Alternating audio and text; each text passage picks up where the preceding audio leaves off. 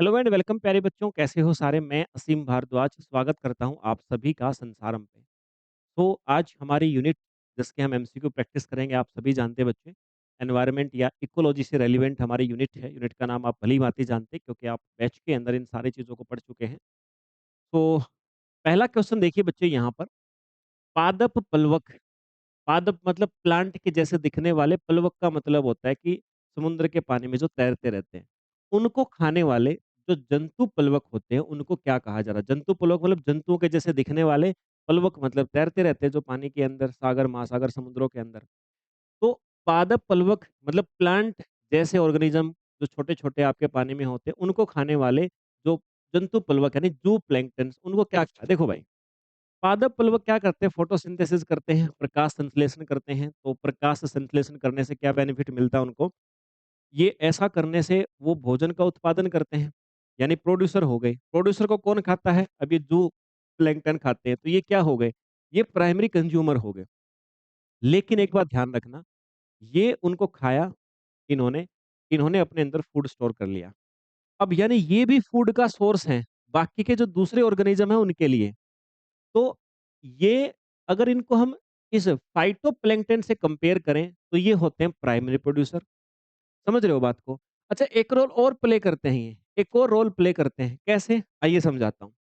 देखो, जो आपका वाटर इकोलॉजिकल सिस्टम है ना, उसमें जो फाइटोप्लैंक्टन होते हैं, मुख्य रूप से उत्पादक होते हैं।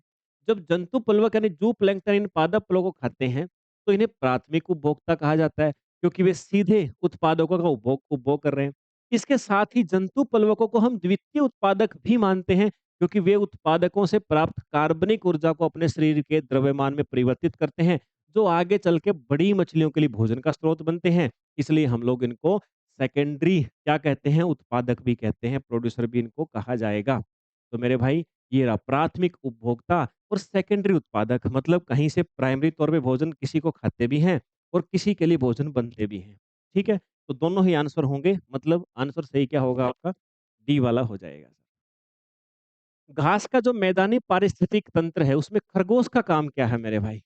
खरगोश किस रूप से एक्ट करता है? देखो, खरगोश जो होता है ना, वो सबसे पहली बात तो घास के मैदान में जो इकोलॉजिकल सिस्टम होता है, उसमें खरगोश एक इम्पोर्टेंट जॉइंट है, जो मुख्य रूप से घास और छोटी वनस्पतियों को खाता है। लेकिन खरगोश सीधे उत्पादकों का या घास का सेवन करता है, इसलिए इसको प्राथमिक उपभोक्ता प्राइमरी कंज्यूमर के रूप में कहा जाता है। न्यूट्रिशन के स्तर पे अगर देखा जाए तो ये दूसरे स्तर पर आता है। खरगोश जैसे प्राथमिक उपभोक्ता ही पौधों द्वारा संचित सौर ऊर्जा को मांसाहारी जीवों तक पहुंचाने का माध्यम है। इनकी जनसंख्या का संतुलन घास के मैदान की स्थिरता के लिए आवश्यक होता है। यदि खरगोश की संख्या अधिक हो जाए तो घास का अत्यधिक दोहन होगा, यदि कम हो जाए तो मांसाहारियों को भोजन का संकट हो जाएगा। तो खरगोश क्या है मेरे भाई? प्राइमरी कंज्यूमर होते हैं। अगला क्वेश्चन है, निम्नलिखित में से कौन सा जनसंख्या का गुण नहीं है? कौन-सा मेरे भाई इनमें से पॉपुलेशन की प्रॉपर्टी नहीं है? एक जनसंख्या के सदस्य सामान्यतः अन्य जनसंख्या के साथ अंतरक्रिया नहीं करते हैं। किसी भी समय पर इनमें विभिन्न आयु के प्राणी रहते हैं। इनका लिंग अनुपात हो एक लिंग अनुपात होता है। इनकी जन्म दर और मृत्यु दर होती है। देखो भाई, बोला कि पॉपुलेशन आपने पढ़ा है। पॉपुलेशन क्या होती है? हमने पूरा एक्सप्लेन करके पढ़ा है उसको।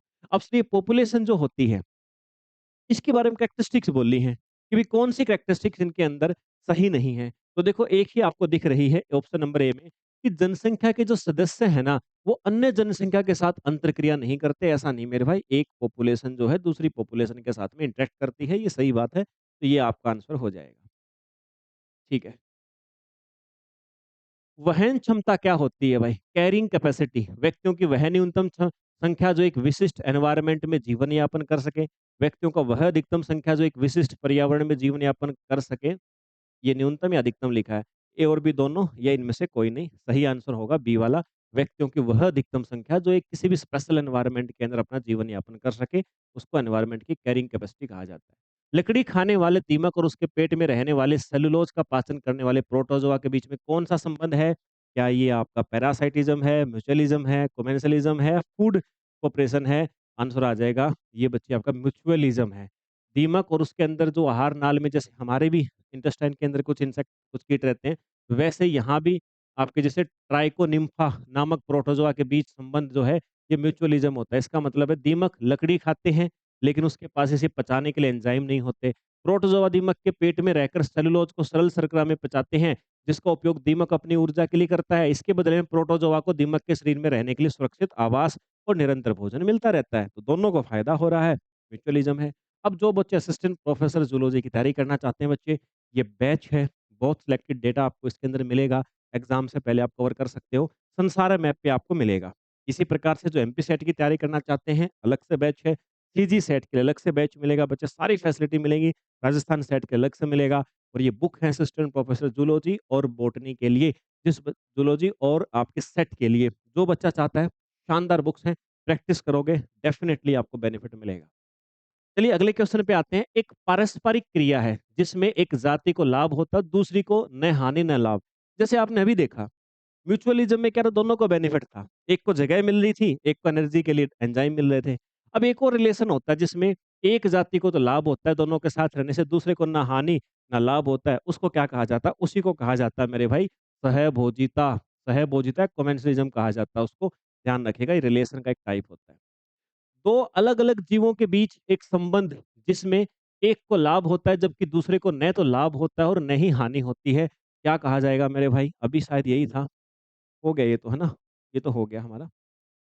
शार्क के शरीर में एकिनीस पृष्ठीय एब्ज़ॉर्बर होते हैं। Echeneis is attached to the body of shark through dorsal sucker. What type of example is this? किस चीज़ का एग्ज़ाम्पल है ये? समझिए पूरी एक्सप्लेनेशन। एकिनीस जो है ना, जिसे हम सकर फिश भी कहा जाता है, अपने सिर पर स्थित एक विशेष प्रकार के सकर चूसने वाले, इसके माध्यम से शार्क के शरीर से मजबूती से चिपकी रहती है और ये सतत संपर्क हमेशा क्या सहभोजिता का एक प्रमुख एग्ज़ाम्पल है। सहभोजिता का एग्ज़ाम्पल रहेगा। वो परिघटना बताओ जिसमें एक प्रजाति दूसरी प्रजाति के विकास को रोकती है, क्या कहलाती है? विकास को रोकेगी तो उसको बोलेंगे हम एमेंसलिज्म। इस रिलेशन को एमेंसलिज्म कहा जाता है। ये नेगेटिव एक संबंध होता है। निम्नलिखित में से कौन-सा एक आपका इंटीमेट हिट्रोजेनिक रिलेशन है? हिट्रोजेनिक रिलेशन है यानी अंतरंग विषम लैंगिक संबंध दर्शाता है। उसका नाम बताना बच्चे क्या होगा? समझिए इस बात को। देखो भाई, सौहार्दकारिता का मतलब या म्यूचुअलिज्म, इसको हम बोलते हैं अंतरंग विषम लैंगिक संबंध माना जाता है क्योंकि इसमें 2 अलग-अलग प्रजातियों के जीव एक-दूसरे के साथ बहुत गहराई और निकटता से जुड़े होते हैं। इसलिए ऐसा कहा जाएगा कि इतनी निकटता से जुड़े होते हैं कि अगर इनको अलग कर दिया जाए तो मर जाएँगे। जीवन का, जैसे दीमक वाला एग्ज़ाम्पल मैंने बताया था।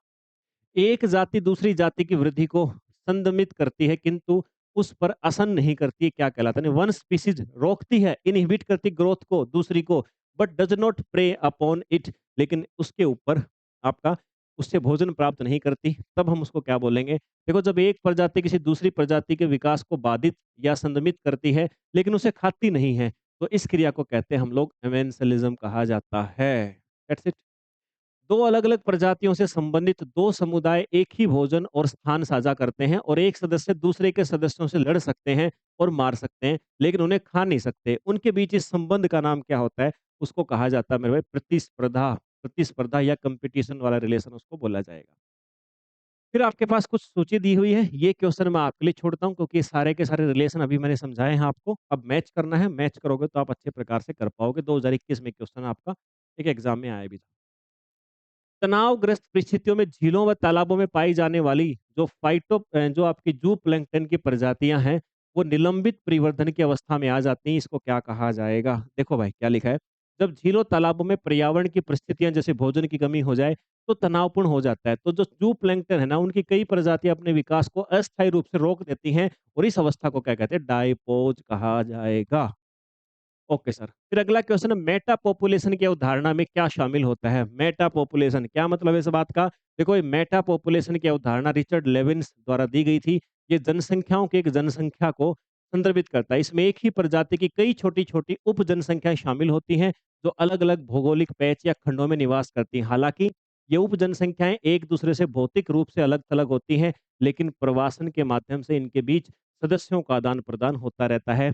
ये अवधारणा हमें यह समझने में मदद करती है कि कैसे एक स्थानीय उप जनसंख्या विलुप्त होने के बावजूद दूसरे पैच से आने वाले सदस्यों द्वारा उस स्थान को पुनः बसाया जा सकता है। तो बच्चे, ये था क्वेश्चन और ध्यान रखिएगा, अगर आपको लगे कि सर हमें तो ऑप्शन पढ़ने का समय नहीं मिल रहा, पॉज़ करो भाई, पॉज़ करके रोक लो। क्योंकि मुझे मेरा उद्देश्य ये है कि जो बच्चे पढ़ चुके हैं, उन बच्चों को एक बार दिखाना कि क्वेश्चन्स अलग-अलग एग्ज़ाम्स में पिछले कुछ समय में किस प्रकार के पूछे गए हैं और आप लोगों को किस प्रकार से प्रिपेयर होना है। बाकी हर चीज़ को डिटेल में समझने का काम अपने एग्ज़ाम ओरिएंटेड तरीके से वो हमने अपनी एप्लीकेशन पे बैच में कर लिया है।